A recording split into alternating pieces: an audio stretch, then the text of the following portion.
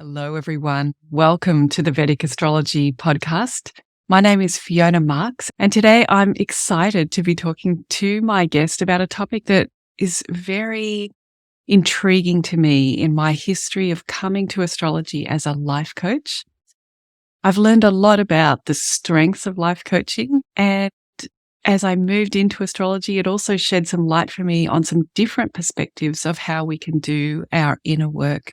And I have been really wanting to have a conversation with someone about that territory of how our different modes of personal improvement and personal development, their strengths and weaknesses, how they cross over, and maybe some of the pitfalls of being drawn too much into one modality or another. And that's why I was delighted when I met Annie Moussu and read her blog article called Why You Shouldn't Do Too Much Spiritual Work. And it piqued my interest because this is something that I've been wanting to talk about. So I reached out to Annie and I'm so pleased that she's here with me today. So before we dive into the topic, I'd love to ask Annie to introduce herself to all of our listeners. Of course. I'm so excited to be here. Thank you so much for having me. It's a pleasure and a joy. Yeah, I'm Annie Moussu. I'm a certified EFT tapping master practitioner. I help mostly women set boundaries and build confidence so that they enjoy healthy relationships. And Annie, both of us are in this field of being inspired to improve our own lives and work with other people to improve their lives. I guess many of us on the planet are looking to sometimes heal things, sometimes just experience less suffering. And in that search, people come across life coaches, they come across therapists, they come across astrologers. So can you share a little bit about your background as an EFT practitioner or in the role that you do now? How did that come about for you? I had joined a group coaching program for abundance blocks. And in this group program, they introduced me to EFT tapping. And we were tapping on things that didn't seem really related to abundance. At that time, I didn't realize abundance had to do with self-worth. So we were tapping on things like, what do I need to free myself of to feel loved or to feel accepted? These kinds of questions gave us the answers that we needed to tap on next. And then I saw in the next few days that money would actually come in. And I was just so stunned that I had to find more about EFT tapping. And since then, I've become certified. I've used it on everything in my life, especially repairing my relationship with my husband. At the time, we were dealing with codependency. Our respective childhood trauma was getting in the way of our interactions, creating a lot of miscommunications and daily arguments. So I've been able to further heal my childhood wounds, having growing up with an overcritical father and people pleasing just my whole way through life. And so, yes, there were very stubborn childhood blocks that kept getting in the way. And I found my way through via EFT tapping and in ways that have been so effective, haven't been found in other modalities at all. I've done a lot of meditation, a lot of self-inquiry, but EFT just had its own way of getting into the deepest blocks, my blind spots. So it's been really effective for me in all aspects of life, like I said, and now I'm using it to continue growing my business. And anytime I get a little bit anxious about anything, I just use it and then I feel relaxed. It gets me into the relaxation response instead of the stress response. And it just makes life so much easier and I'm feeling more abundant and supported than I've ever been before.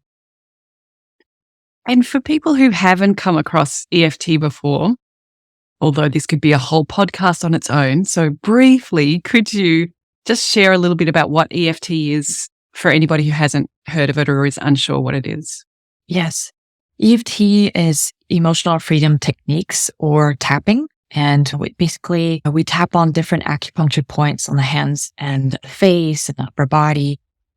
And as we tap on these acupuncture points, we're focusing on the cause of the stress. So there are tapping statements that we use as we tap on these acupuncture points. And as we do that, we're sending calming signals to our brain. And we're getting ourselves out of the fight, flight, or freeze stress response. And we're lowering our cortisol levels. That's our stress hormone. And we're sending the signal to our body that it's safe, it's okay to be calm and relaxed. And that's when we're the most effective because the prefrontal cortex of our brain that's in charge of the rational thinking, the creative thinking, solution-based thinking, that comes online when we're out of the fight or flight response. So we're more apt to make wise choices about our actions or even the mindset that we have going into a certain task or a project. We're just so much more alive and wise and calm. And so it's, a wonderful tool to use anytime as a self-soothing tool. And we can also use it for deeper healing issues like trauma. And it's all proven by science. There are over 100 studies and more coming out every month on EFT tapping. So it's just a matter of time that it's even more widespread and enters more into more schools and more hospitals. And I just love how accessible it is to everybody. What I love about EFT tapping is that it integrates the mind and the body, or our thoughts and our connection with the body. And perhaps that gives me an invitation to share a little bit about how I came into the field of personal improvement, because I was also really attracted to this field of improving my life and the idea that all lives could be improved. Everybody can reduce their experience of suffering. That was a really attractive idea for me as a younger person. We all pick up traumas in our childhood and don't necessarily arrive in adulthood with those traumas healed or even understood or exposed. And we're operating from these old programs that we can barely even recognize. And yet they're having a profound effect on our experience of everyday life, from what you were talking about, like abundance, but could be just emotional availability, happiness on loads and loads of different levels.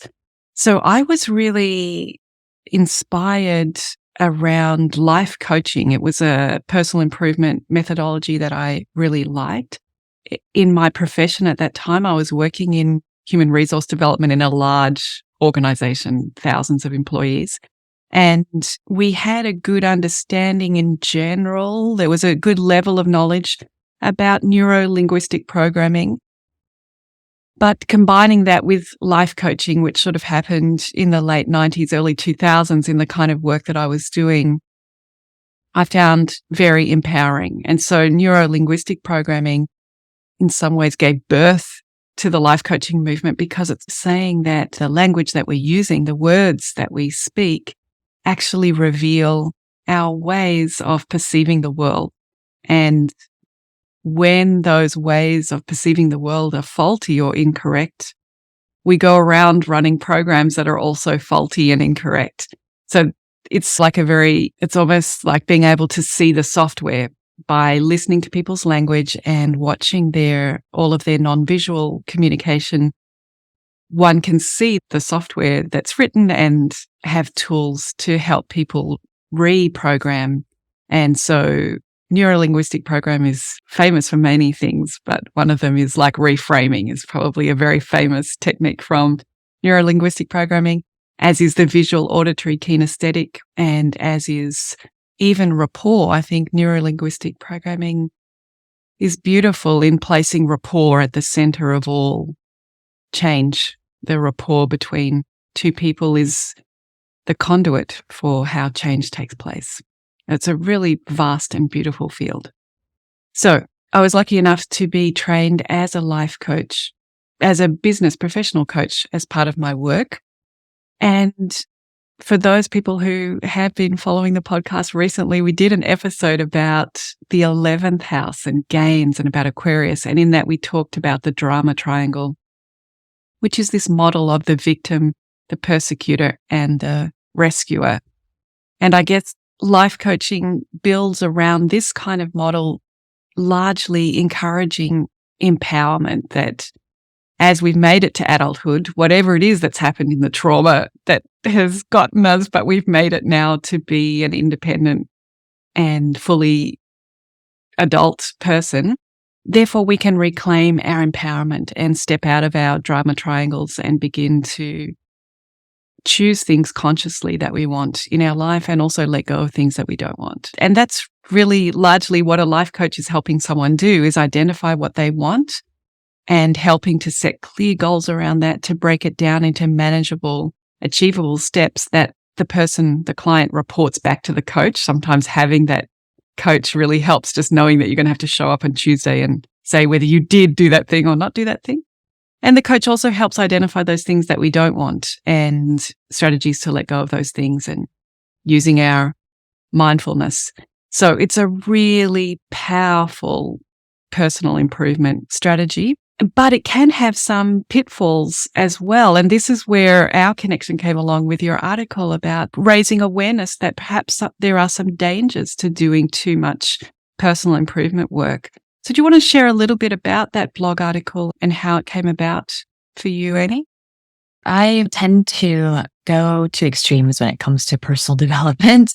I've come from a background of being a high achiever and a perfectionist. And today I can safely say that I've overcome those defense mechanisms. But when I go towards my personal development, I've tended to just push it to the edge and see how far I can go as fast as I can go. That's just my adventurous nature when it comes to these kinds of things. And I've realized that first thing, the body needs time to integrate things. We can't force it to change or to fix anything. We can only guide it and hope that it go towards our agenda, but we have to learn that our agenda is less important than what our body's wisdom has to offer us. And so in EFT tapping, for example, even though I know that quick transformation is possible, it is not always the safest way to go about things. It's even better sometimes to go slower because we've been carrying these layers for so long that it needs time to integrate and to process everything. Even if the releasing has happened, it still needs to rest and we need to drink a lot of water. We have to make sure that we're slowing down and helping that process along. And before I realized all of this, I would keep doing the tapping on myself. I was my own guinea pig. I still am for experiments. And I just kept pushing back into the past because that's what we've been trained to do, is to look into the past, to tap on past memories and help people release those from their systems. That's what's actually keeping them in fight or freeze response when they want to have a great relationship or attain success. Oftentimes there are links to the past, times when we felt not good enough or we were discouraged from pursuing our dreams, that kind of thing. So as an EFT tapping practitioner, I've learned we have to go back into the past, release those limiting beliefs so that we can move forward with more ease. The thing is, if we keep going back into the past, we can get stuck there and our energy gets heavier and heavier as we start looking for the next problem to tap on. And it becomes this endless quest to fix ourselves, to look for the next thing that's off about ourselves. And it can really reinforce this idea that we're not good enough and that there's always something wrong with us. And before we find that little piece, that missing piece, we'll never be able to be happy. It becomes this excuse to not live in the present moment. It's very easy to slip into this and to think that we are being conscious and aware of what we're doing. But because I think the way our society is set up, this not good enough society, we slip easily into this mindset again. We just have to pick and choose the next missing puzzle, tap on it or fix it in some way, and then we can get what we want. And I've learned that can actually be detrimental to our inner growth. We have to learn how to just step back sometimes, pause, take a break, and just be with what is. When I was younger, definitely the sense that there was just so much in there. There was so much wrong with like a bottomless pit. I agree with you that culturally, I think we can have a sense that we're flawed and it's almost detoxifying or taken to an extreme, like, I guess, purging or whatever, that we become so obsessed with cleaning things out that it begins to damage the system itself. The way that I look at that, culturally, I always think it's that Protestant work ethic. That's the umbrella word that I use to describe it when I see that we can culturally have picked up a sense that we're not good enough. And if you take it back through Christianity, that split between Catholicism and the Protestant world was that in Catholicism, this was the idea that humans do sin, but they can be forgiven and they can, at the worst extremes, they can almost buy their way into forgiveness, which has its problems too, but at least has the idea that humans are good, however, they can commit sin. And if they do commit sin, they can make repentance and penance for that. Whereas the Protestant branch took that idea that humans sin, that's their nature, and that while we're here on planet Earth, kind of have to do everything that we can to improve because of this innate nature. And I think that has maybe filtered into society and into our culture, the sense that there's something wrong with us at that really core level. We're wrong. And it's a tragedy. It's really sad to be living in a reality where our own relationship with ourself is one of mistrust because we think our core self is evil or wrong. And how that can show up is exactly what you're saying, this drive to always improve. And that can be very damaging in the same way that anybody who detoxifies too much or purges too much, obviously, we know the results of that on the body are not good. And I do love about EFT that it's integrating the mind and the body in the work the whole time. Whereas NLP is working on the programming, the statements, the language and the beliefs, and almost working on that at an intellectual level. I love how EFT is integrating the body in real time. The process of unhooking these traumas or beliefs is literally both happening at the mind and the body level. Such a special thing. And like you, I really have come to respect that the body it's absolutely essential. In some ways, it's the most spiritual part of who we are. It's easy to think that it's like body, next layer up mind, next layer up spirit. But in some ways, the body is the most spiritual. It's the most innocent.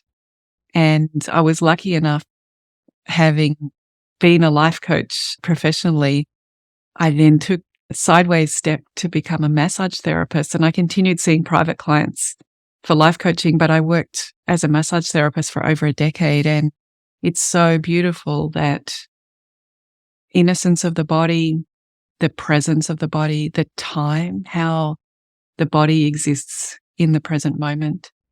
And when you're working with someone as a massage therapist, it helps you have realistic expectations of how much recovery and healing is available to the body in each session. Theoretically, I'm sure a massage therapist would love to just work and whatever it is, 6-8 hours, do everything that the body needs, but it's impossible, both physically from the massage therapist, but also from the person's body to heal and receive so much therapy.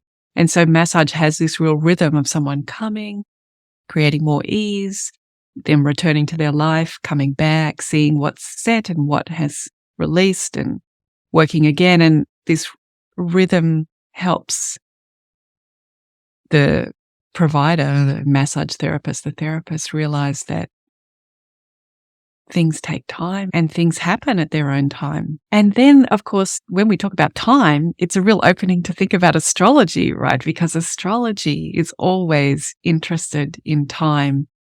And I remember in my very first few weeks of learning astrology, my teacher said something about the fifth house, the number 5 in Vedic astrology, Leo, and the fifth house are all about self-improvement. They are, if we think about the hero's journey, starting in house 1, where we arrive, and in the second house, gathering resources, in the third house, exploring and making meaning, learning and understanding, and then in the fourth house, consolidating all of that into an inner peace, knowing that I can be here and I can belong here. Allows us to embrace the fifth house, which is where we choose the kind of kingdom we want to create. It's where we begin to create the legacy that we're here to offer. And I remember this statement that people who respond well to life coaching have a great fifth house because it's all about self-improvement. And when a person wants to improve, if there's support to their fifth house, they'll be able to do it. But if you have real challenges to your fifth house, you might not find that life coaching works very well for you. And I remember being really thrown by that because my paradigm at the time was that life coaching works for everyone, that it's a very empowering model of identifying what you want and then creating that, like moving in the direction of that, and with your alertness, with your awareness, addressing any obstacles that come up, which takes a lot of creativity sometimes, but everybody can change their life. So to be told that only people with a good fifth house can change their life was very confronting for me. But I think the process of learning the vast body of knowledge that is Vedic astrology has changed my paradigm a little to relax, to know that everything is happening at the right time, in the right way, for the right reasons, in inverted commas. This word right is very hard to define, but for auspicious or right reasons, everything is unfolding as it should, not necessarily on the timeline that the ego would like it to. And that comes back to what you were saying about we can feel that we want to set the pace around how we change our life. And we've already experienced so much suffering. We don't want to be there anymore. I want to change. I want to change now. Do you find that clients can come really ready to be in their future already? Oh, yeah, definitely. Yes. I have plenty of clients who come in with success blocks. They want to achieve a certain amount of revenue by a certain amount of time.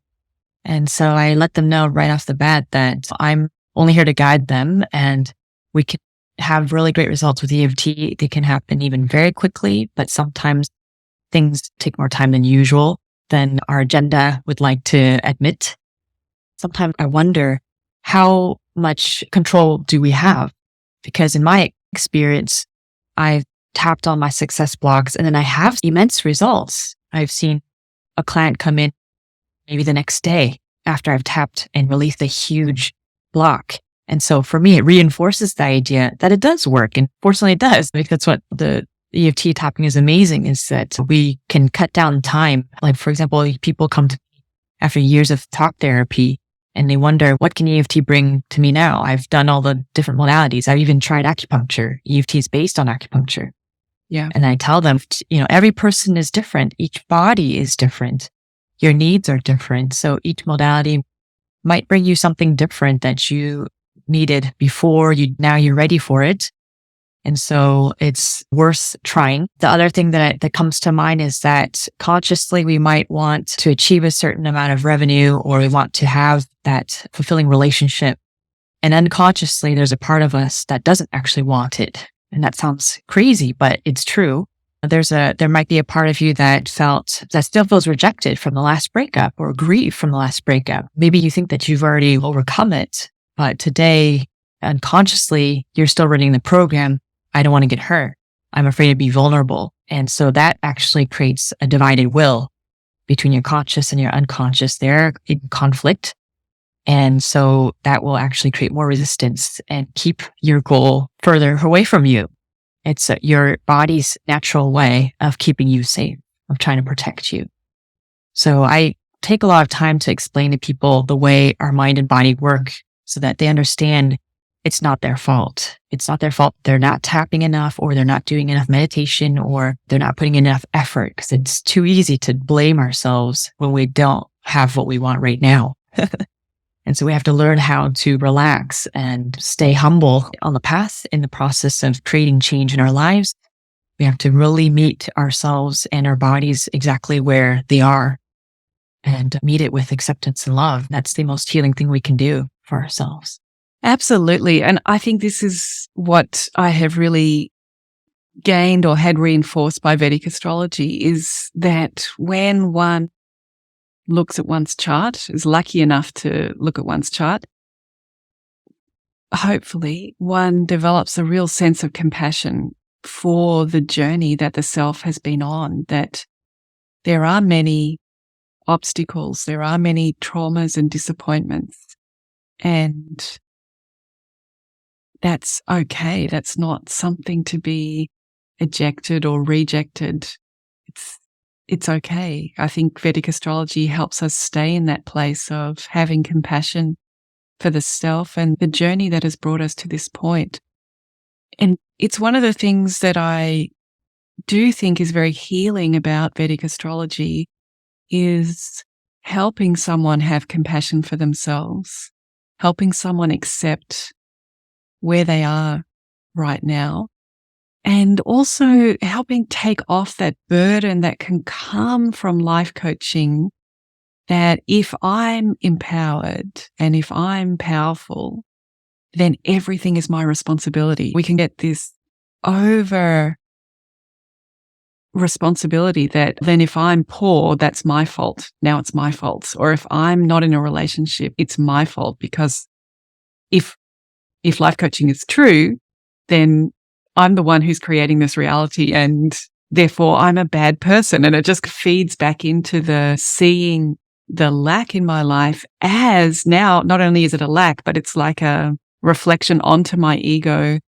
where I'm almost communicating to the whole world that I'm flawed and that I'm broken because I don't have $1 million in my bank account or a Porsche or whatever thing it is that we want. And I think this is where, again, our cultural perspective maybe over individualizes, and we think that we are more powerful than we are. So I love coaching because it's really empowering, and I do think it can help you heal so much. It can help you reintegrate so much and be powerful. So it's really good, but it has a limit that one is powerful, but one is not all powerful.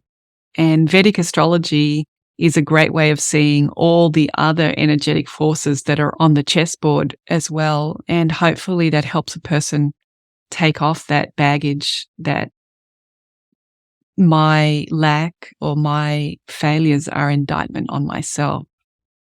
Do you find that people can get caught up in that as well, a sense of responsibility that they should be better than they are? Yes. Yeah, since our culture is so steeped in constantly improving ourselves, it's just too easy to look at the media and celebrities or the Joneses and compare ourselves and feel like we have to keep up the rhythm, keep improving ourselves. And so it is a huge burden for anyone to hold. And I think astrology, even my own readings that I've had, I've learned to just take it easy and realize that everyone has their own rhythm. And if I accept that, then I find that everything is okay. And so, yeah, my clients are the same. They absolutely want to get out of the trauma, for example, like you were saying. And there's a lot of pain that creates that sense of urgency. I have to get out of this issue, or I have to attain that goal right now. And I try to help my clients see the gift in the dark times, the gift in the shadows and the moments when you're not getting a response from the universe like you want. And so sometimes when we're really prone to overachieving, doing, constantly improving, life will find a way to tell you one way or another, you have to stop doing, relax. And maybe you won't get any signs from the universe for a while because you just have to sit there and sit in the mud or whatever it is. Be with yourself and learn how to not do, just be. And so whether it's through astrology or maybe someone said something and it stuck with you, or a book, life has a way of showing us what our next step should be if we want to go towards more ease and grace and abundance. Because of course we always have the choice of not listening to those signs, of just continuing on the same path. And that's okay too, because eventually we'll get the message one way or another. We will. Astrology is great for kind of indicating which of those paths some people are more inclined towards push, do, partly because the way their chart is set up. And this just might be a lifetime to do that, push and force and improve and perhaps burn out, but maybe progress in the way that this lifetime is all about. And other charts might be saying something different. So I love that about astrology, the variety, that everybody's on their own different life path. But I do think that for those of us who are feeling the burden of being overachievers, and if I'm in suffering, it's because I'm responsible and I caused it, then it's just referring back to the self and making us feel even worse. Astrology can be really good for helping us have compassion for ourselves, have a real love, like a real appreciation for the uniqueness of our own life as set up through the astrology chart. Every life, every rock that you pick up on the beach is so beautiful, or when you're walking through the forest, every leaf and every tree has got its own unique, beautiful nature that it doesn't need anything else. It's manifesting exactly as it should be. Astrology can help us have that feeling about our own self, that we're manifesting just exactly the way that we should be, and all is well. This also reminds me of that sutra from Patanjali's Yoga Sutra about that yoga is the practice of strength and flow. It's stira, I think, for strength, and sukra for flow. So ease and grace, but also strength and presence and determination. So yoga is such a beautiful practice because it's bringing those two together at the same time. Yoga is not all about the asanas and having the perfect pose. And it's also not all about being in Tadasana and lying down and having your eyes closed. It's the flow between, or the balance between these two things. And that's what we want. Whatever personal improvement methodology we're pursuing, we want to have some conversation, some balance between the pushing and improving and becoming stronger, and also the grace, the ease, the receptivity, the openness. We're all looking to find that balance. Yeah, that's why I love the yin yang symbols. Yes. I've come from a Taoist background. These principles really resonate with me. And so I think of the yin as the receptive energy and yang active. And life, if we observe nature, it's constantly in the exchange between these two energies. And so I think everything in moderation is a great slogan to keep in mind. We should always be striving for more and more balance in everything we do. And it's always just a great way to lead our lives, to make sure that they're not doing too much and we're being too much, or everything in balance is the way to go. I found that if we want peace and ease, then that's just the go-to answer. I find the yin yang symbol reminds me of that every day. So, yeah. Yes.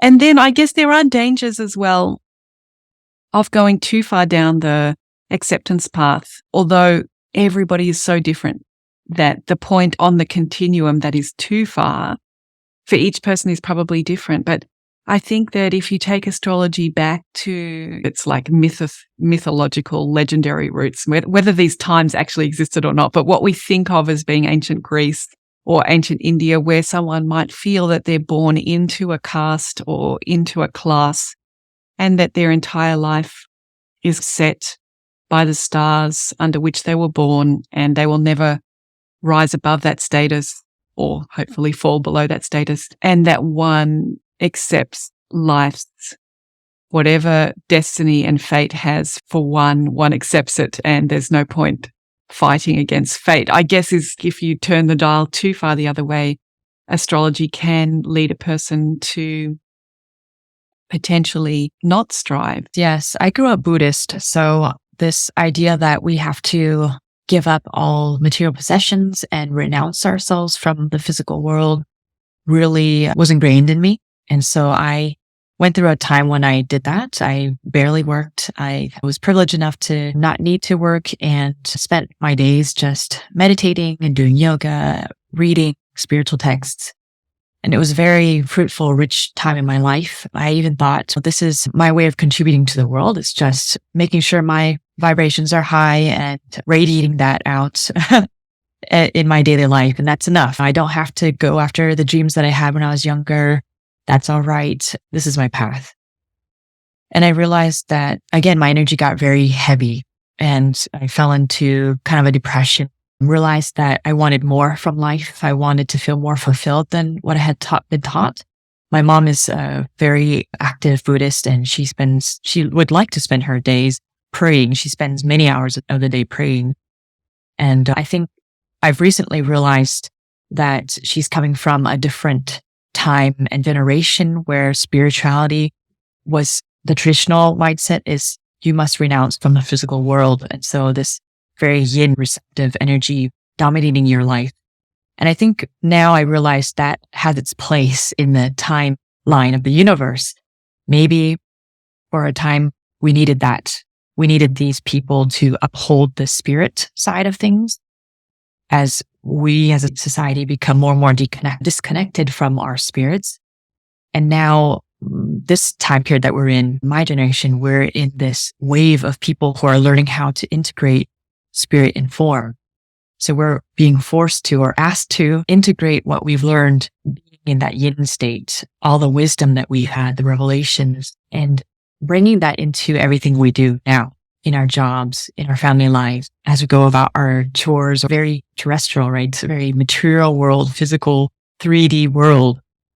And so I'm seeing this in myself, this integration of both form and spirit, and this balance between yin and yang that needs to happen for me to feel fully myself, I guess, or more just a richer life, I think, than what I had been taught. I think I have observed this as well. In Ayurveda, one of the foundational ideas is around the doshas, that there is a vata type and a pitta type and a kapha type. And that vata is air and ether put together, and it's very light and very changeable. And if it's prone to something, it's probably more likely to be prone to anxiety. It's very excitable. And pitta is identified with the fire element, fire and water elements, and it's very determined and driven and insightful. It's connected to the eyes and can really create change. It's like that arrow that you can look to where you want to send it and you can move your attention there. And kapha energy is represented or composed of water and earth, and it's a heavier, just more material. It just has a stronger physical presence and very gentle kind of energy and not easily disturbed, able to be patient and achieve things through presence. And if kapha is prone to anything, it would be towards heaviness, sadness, too much moisture in the body. And I forgot to say, if pitta is prone to anything, it'd be prone to anger, right? Because we're very determined.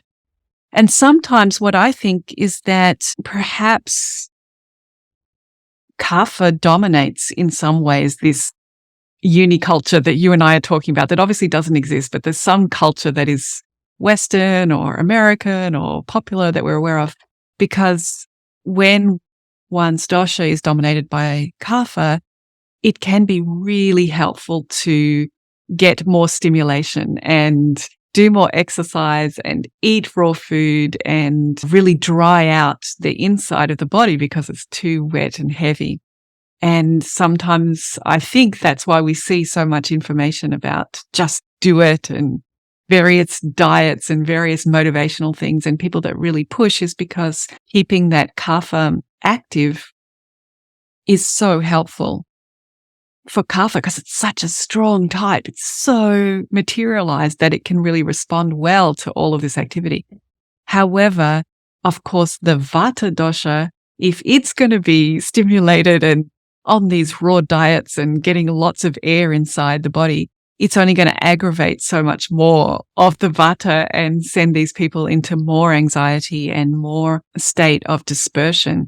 So I think that as you're saying and sharing about your mother and the practice of prayer and how that might work really well at times in our lineage and also for various body types, that more yin lifestyle is so rewarding. And yet for other dosha types, having that lifestyle would be taking them out of balance. I've found both Vedic astrology and Ayurveda have been really helpful. Both Vedic astrology and Ayurveda take us out of the either or, the binary kind of choices that we were just talking about, Stira and Sutra, grace and strength.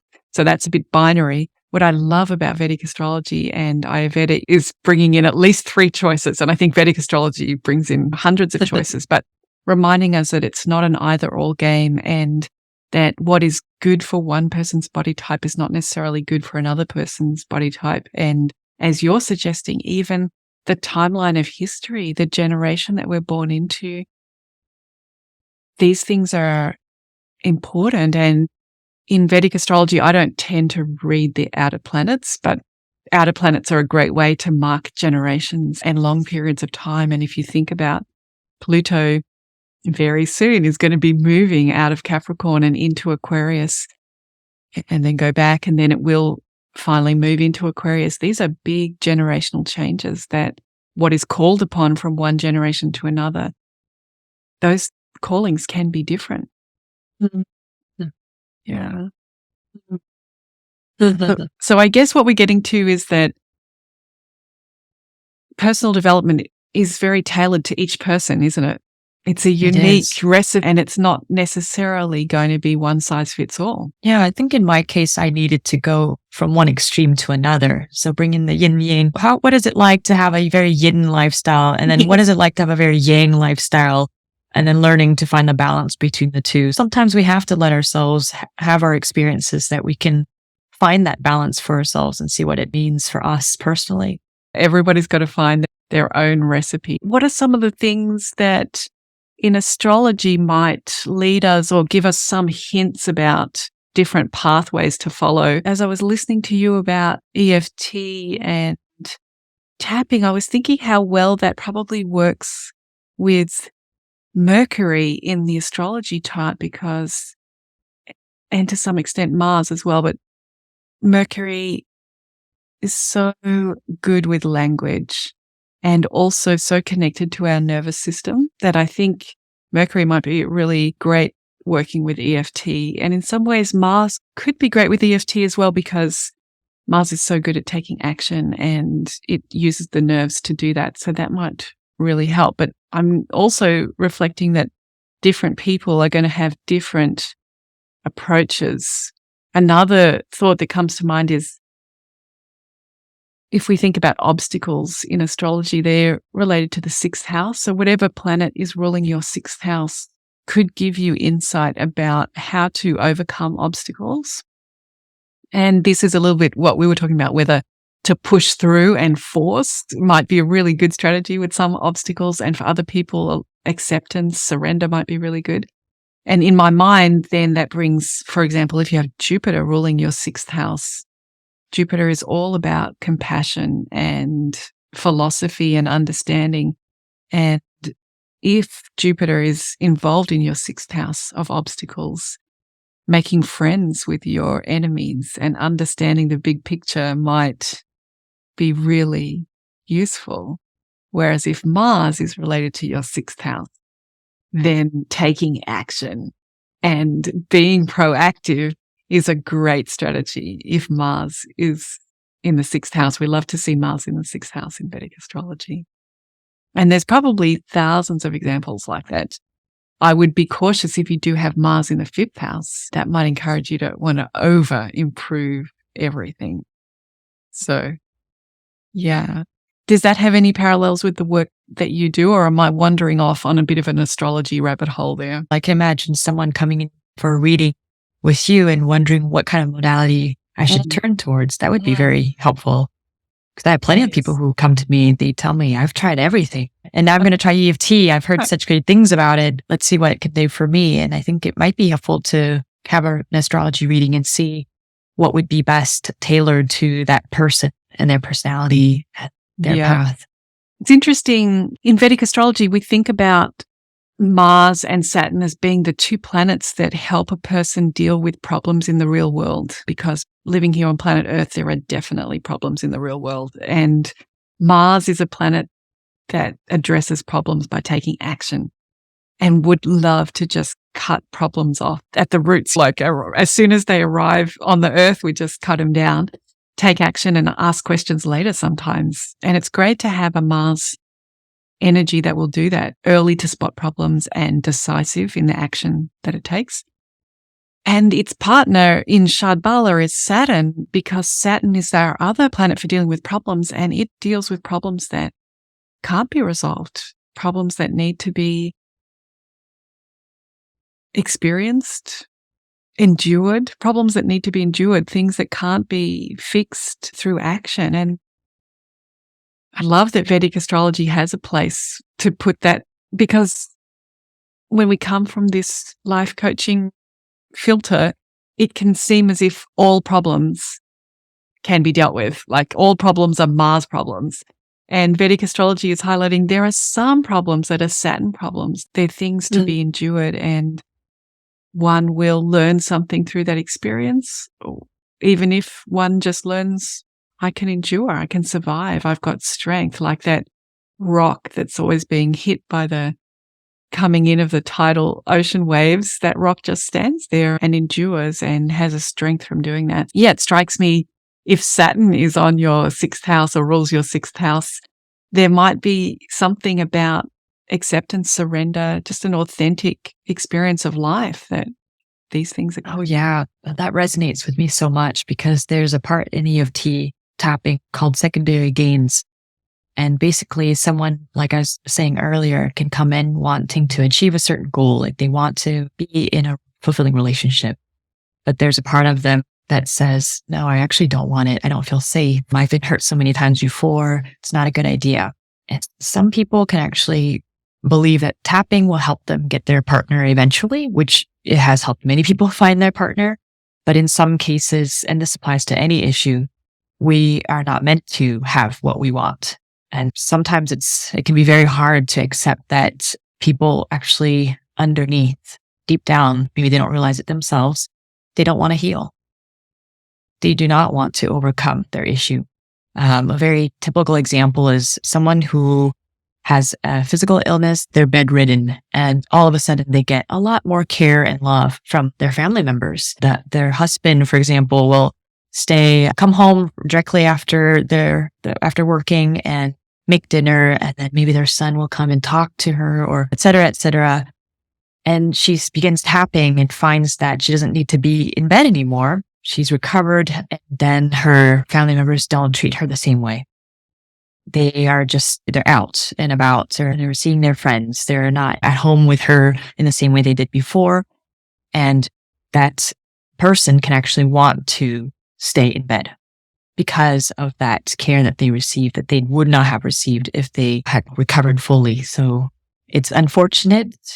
And at the same time, I think Vedic astrology or the universe would say, it's just the way things are. And from our human perspective, we can't really know what's going on for that soul, why that person has chosen that path. And if we could just pull back, maybe if we had a flash on the other side, we could understand, this soul had some certain things that they wanted to learn through this experience and respect that. Then I think we would be able to let go a little bit easier of our own agenda and respect our own path and others' paths too. So profound what you're saying, Annie. It's really complex being a human, isn't it? And we see this all the time in charts. Like when you're learning to read charts, you're looking for particular indicators, particular combinations, or ease and support, and say, that's going to be successful. Or lots of difficult indicators. Wow, that's going to be really challenging. And these are the theoretical things that you're learning. But then when you actually examine someone's chart, there's so much of everything. There's a really good mix across. There's lots of success. There's lots of difficulty. There's success and difficulty mixed together. And that's what it's like, isn't it? There's all these layers of what we want and what we don't want. And in your example of the person staying in bed, it strikes me that, do I want to choose to be a fully independent adult who's responsible for my own needs, my own income, my own resources, my own food? And it's so funny when you're a kid, you look up to adults and you think, I want that. I don't want to be this child that gets bossed around by people and I've got no power and no choices. And then you become an adult and you're like, wow, there's a lot of stuff, a lot of responsibilities, a lot of chores, a lot of work. There's all these things. And you can really understand that if you are point blank asked, do I want to be fully realized? How many of us are actually able to put the hand up and truly want that? And how lovely it is to fall into the arms of anyone who will cook us a meal or tuck us in bed or bring us a hot cocoa or something. That's just so lovely. And all of those are trade-offs that for comfort, we're trading off our independence or our full realization in order to get that softness and comfort. So Yeah, it's really complex. The layers that are in a chart help us understand. Even when I was massaging, there's quite a lot of research these days about what pain actually is. We all think that we know what physical pain is. Every human can say, yep, I know what that is.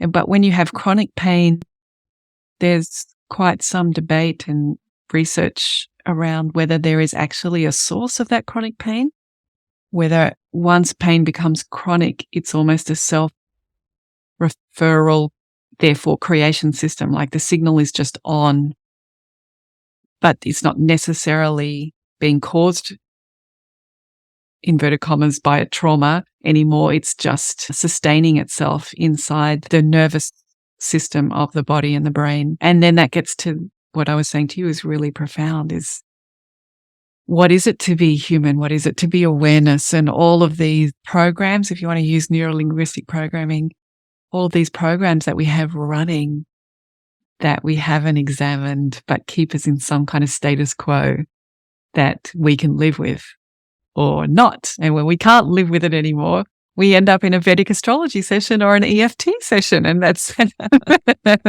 why you and I love thinking about these things and reflecting on them. So for me personally, on my journey as a life coach, I think Vedic astrology has really deepened and broadened my view and my perspective. I still love life coaching. I love the empowerment, the positivity of that healing methodology or personal improvement methodology. And I also love how Vedic astrology puts that in an enormous context of this one lifetime among many lifetimes. All of the energetic forces that are pushing us and pulling us and keeping us in the status quo that we're experiencing right now. I was just telling Annie before we started that I've spent my morning researching my family tree, which I don't know that much about. So I would call myself very much a novice.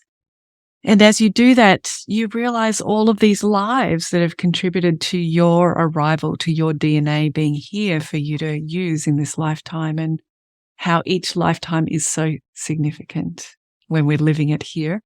And it's also insignificant when you start putting it on a tree and there are people that no one in your family has remembered to tell you existed.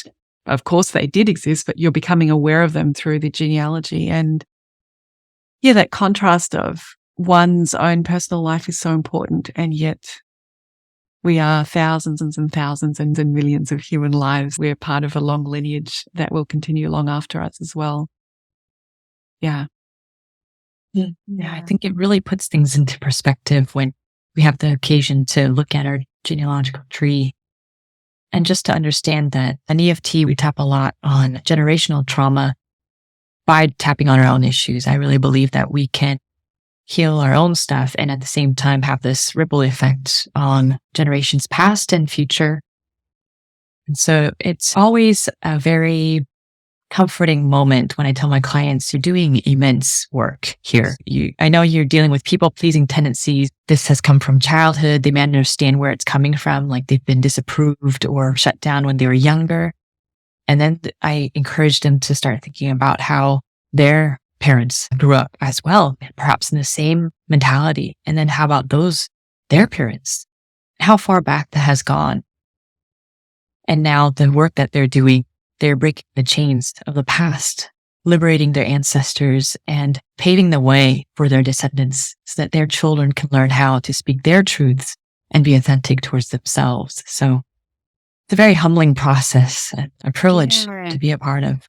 Definitely, definitely. It invites us to be incredibly personal, that we are part of our lineage. And it also hopefully invites us to realize that in some ways, none of this is personal. You to just release a little bit our ego identification and have that love for being alive, that all of us who are alive are going through loads of experience, some of which are traumatic and that we suffer through, and some of which are so joyful and inspiring.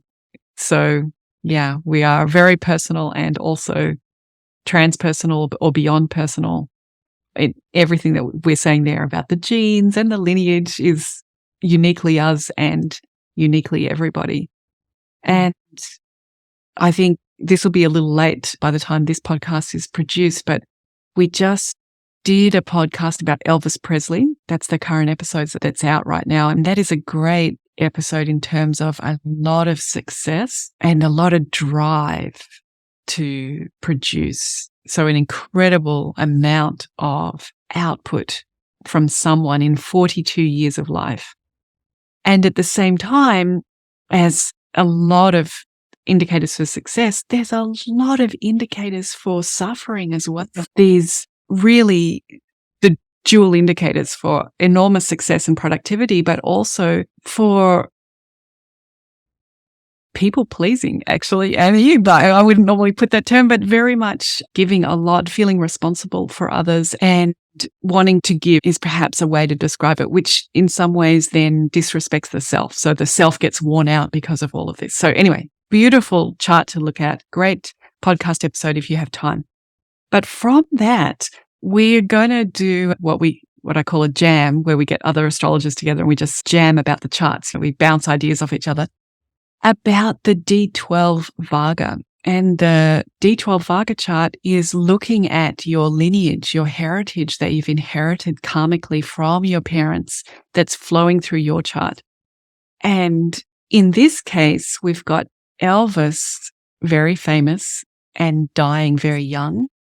Then very recently, his daughter, Lisa Marie, has just died, also very young, and her son, Benjamin, died very young too. So we're going to take the opportunity to look at the D12 from Elvis, Lisa Marie, and Benjamin Keogh and see what stories or what insights are being passed through these different Varga charts, because of what you're talking about, that we're not existing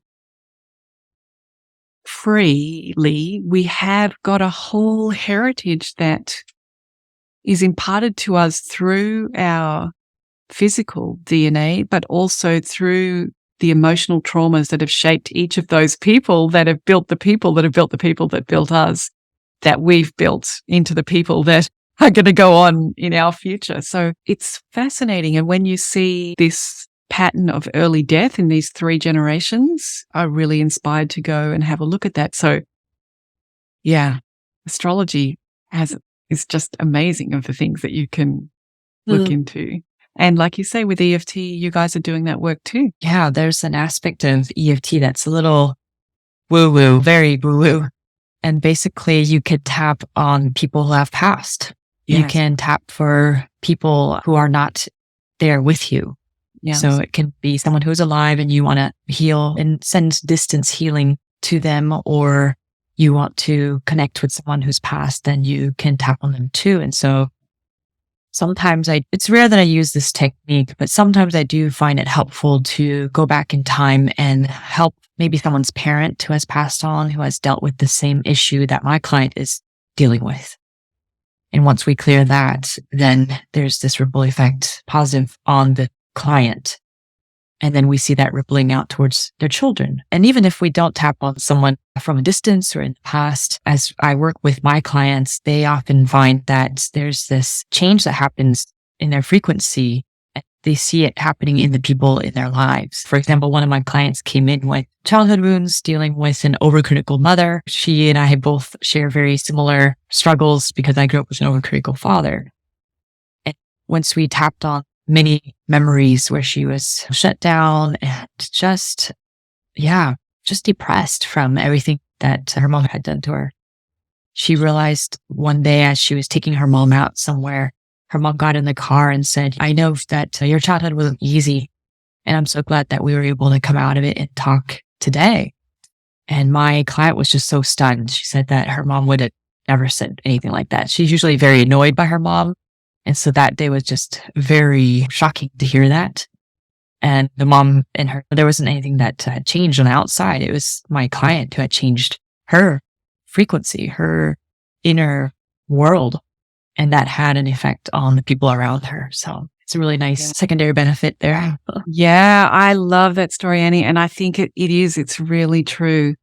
We're all keeping each other in the dance that we're undertaking. And if one of us changes our dance steps, then the other person can change their dance steps. But until one of us does, otherwise it'll just stay exactly the same. Oh, it's just been lovely to find so many connections between our work and our different methodologies, but having similar ways of and complementary ways of looking at the problems. I feel like I've learned a lot more about EFT. And I'm hoping that people listening have also received that invitation to have more ease and grace in relationship to their self-improvement and to pursue self-improvement as a way to be fully in the present moment and experience joy and happy in the present moment now. Not just as a process that one is constantly doing 100% of the time, and that it's okay to arrive here, accept where we are, and thrive right here in the moment. Yeah, I've learned so much about Vedic astrology as well. I've had just a couple of readings, so this has really expanded my view of what it can offer to us. In Vedic astrology, we have a tradition of remedies for various problems in the chart, and often those involve either gemstones or like a practice, a sacrifice in inverted commas, where one would give one's time to an organization, to a charity. One would volunteer, for example, with helping underprivileged or impoverished people, whatever it is in the chart that you want to. So we have this history of remedies. And as we were talking, I was like, yeah, EFT is a great remedy as well for issues in the chart. I'll go tap on that. Contact my friend Annie. We've got a new remedy to add. Yeah. And as we're speaking about that, Annie, how can people get in touch with you? What's the best way to contact you? Yes, people can find me at hushyourmind.com. They'll find a bunch of blog articles. I have a podcast there every 2 weeks, a little short episode. My specialty is definitely people pleasing, relationships. That's the backbone of what I do. Is my own story really inspires other people and tends to attract people who have had issues with childhood pain and parents who are very domineering or who aren't there. They feel emotionally neglected in their childhood and now has ripple effects in their current relationships.